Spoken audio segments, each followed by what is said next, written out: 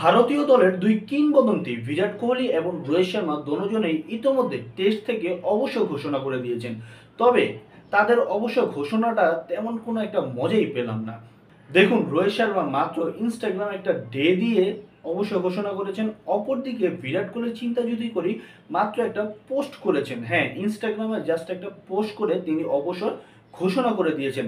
দেখুন, তারা যদি বাংলাদেশের হয়ে খেলতো তাহলে কি করতো?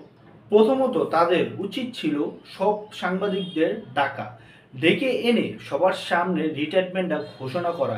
হ্যাঁ, দুই ফোঁটা পানি তো ফেলতেই পারতো তারা চোখ থেকে।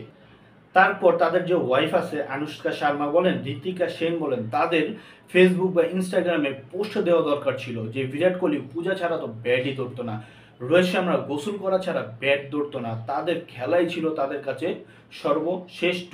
এমনকি তারা পেন কিলার খেয়েও খেলতো। এগুলো সকল কিছু মিলে একটা পোস্ট দেওয়া দরকার ছিল তাদের ওয়াইফের, তারা সেটাও করলো না। আচ্ছা ঠিক আছে, তারা এগুলো করেনি, তবে তাদের প্রধানমন্ত্রীর তো উচিত ছিল এই দুই প্লেয়ারকে তার বাড়িতে ডেকে এনে বলা যে ভাই টেস্ট খেল, নাহলে ভারতীয় দল ডুবে যাবে। ভারতীয় দলের সব ইয়াংস্টার ভারত কি করবে ভাই, টেস্ট খেল। তারপর তারা টেস্ট খেলতো, একটা ম্যাচ দুইটা ম্যাচ খেলতো, তারপর আবার রিটায়ার নিয়ে নিত। এগুলো তাদের করার দরকার ছিল, কিন্তু তারা কি করলো, একজন মাত্র একটা ডে দিয়েছে, আরেকজন মাত্র একটা পোস্ট করেছে, তারা বিদায় নিয়ে নিয়েছে।